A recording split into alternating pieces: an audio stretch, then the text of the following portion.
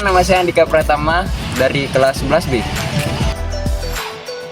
Halo, perkenalkan nama saya Ika Yudi Permana dari kelas 11B. Perkenalkan, nama saya Malam Sapeguna Attaha dari kelas 11B. Perkenalkan, nama saya Iko Mangwahyu Aryawan dari kelas 11B. Halo, perkenalkan nama saya Mandirian Ari Mahendra dari kelas 11B. Halo everybody, kalian tahu nggak kita ada lagi di mana?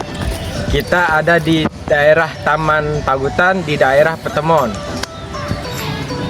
Ayo ikutin terus perjalanan kami yang bertemakan hutanku dulu, kini dan yang akan datang. Let's go.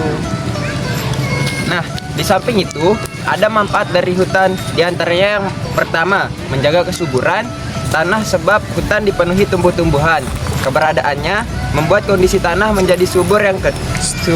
Yang kedua, menciptakan lapangan kerja. Jadi hutan adalah jantung penghidupan atau mata pencarian bagi banyak orang. Contohnya, mengambil kayu yang dijadikan kayu bakar dan lain-lainnya. Yang ketiga, memenuhi kebutuhan manusia. Jadi hutan dimanfaatkan untuk memenuhi kebutuhan manusia. Contohnya seperti perbuatan kayu bakar, kertas rumah dan lain-lain. Sebagainya. Nah, manfaat selanjutnya dari keberadaan hutan yaitu untuk mencegah erosi akar-akar. Dari tanam yang ada di hutan dapat menahan dan cengkeram sehingga dapat mencegah terjadinya erosi. Yang kelima yaitu sebagai kawasan yang lindung dan objek. Ya, wisata manfaat hutan dan ken yaitu untuk mencegah banjir dan cadangan air hutan dapat mencegah banjir. Karena akar-akar yang ada di pohon dapat menyerap air, sehingga air yang diserap tersebut dapat menjadi cadangan sewaktu kemarau. Yang akan datang, yang terakhir yaitu untuk menghasilkan oksigen. Jadi kalian sudah tahu kan begitu banyak manfaat dari hutan. Jadi ayo teman-teman, kita lestarikan terus hutan kita. Kenapa jangan menebang pohon sembarangan? Itu termasuk deforestasi. Nah, yang kalian lihat tadi itu merupakan salah satu contoh dari deforestasi. Apa sih itu deforestasi? Deforestasi merupakan kegiatan menebang hutan dan tegakkan pohon yang lahannya kemudian dialih gunakan menjadi kawasan non-hutan seperti perkebunan, pertanian, peternakan, serta permukiman. Selain itu, kalian tahu nggak apa sih penyebab umum dari deforestasi yang sering terjadi di Indonesia? Di antaranya yaitu seperti kebakaran hutan, pembukaan lahan, pertanian, pembahan perkebunan dan lain sebagainya. Nah, setelah kalian mengetahui hal itu, kalian harus menjaga hutan yang mengurangi dampak dari deforestasi seperti bencana alam, kepenuhan flora dan fauna dan lain sebagainya.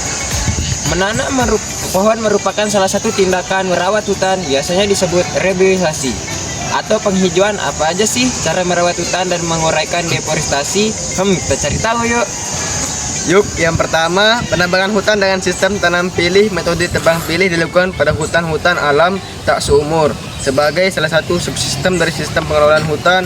Metode ini merupakan salah satu sarana utama untuk mewujudkan hutan yang sesuai dengan struktur dan lingkungan pengelolaan hutan yang berkelanjutan. Yang kedua, reboisasi atau penghijauan. Upaya reboisasi dan penghijauan yaitu melakukan penanaman kembali pada hutan, sedangkan melakukan penghijauan pada kawasan non-hutan karena hutan gundul tidak mampu menjalankan fungsinya dengan baik. Ketiga, pembentukan RED plus adalah pendekatan kepada konversi lahan hutan. Tujuannya adalah dilakukannya penghitungan nilai karbon yang disimpan di hutan yang terakhir. Dan yang terakhir, pengawasan hutan. Tindakannya untuk pengawasan hutan dan mencegah terjadinya ancaman kejahatan serta gangguan yang meliputi hutan yang ada di Indonesia.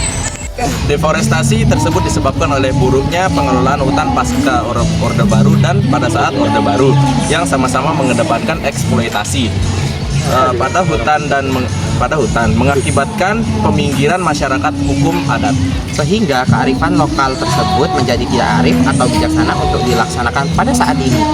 Bukan disebabkan oleh kearifan lokal itu sendiri, tetapi pengelolaan hutan yang buruk pada saat Orde Baru dan pasca Orde Baru yang juga melahirkan tantangan-tantangan bagi masyarakat hukum adat dan menjalankan kearifan lokalnya. Hutan yang merupakan amanah Tuhan Yang Maha Esa. Oleh karena itu, pengelolaan di hutan dilaksanakan dengan dasar akhlak mulia untuk sebesar-besar kemakmuran rakyat sehingga mewujudkan pengelolaan hutan yang lestari.